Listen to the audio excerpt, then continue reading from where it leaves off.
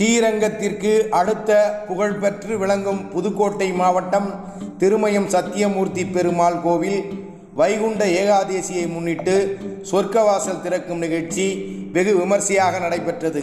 இதில் தமிழக சட்டத்துறை அமைச்சர் எஸ். ரகுபதி, மாவட்ட ஆட்சியர் அருணா உள்ளிட்ட ஆயிரக்கணக்கான பொதுமக்கள் பங்கேற்பு.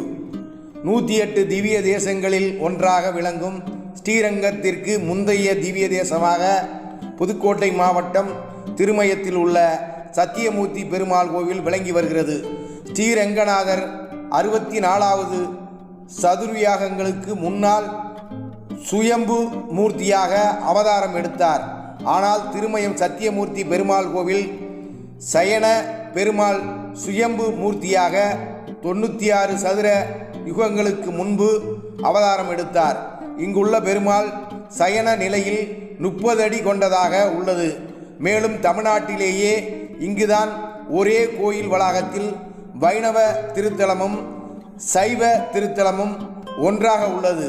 இதில் ஆண்டுதோறும் நடைபெறும் சொர்க்கவாசல் விழாவிற்கு ஏராளமான பக்தர்கள் புதுக்கோட்டை மாவட்டம் மட்டுமல்லாமல் சிவகங்கை, ராமநாதபுரம், திருச்சி, தஞ்சை மாவட்டங்களிலிருந்து ஆயிரக்கணக்கான பக்தர்கள்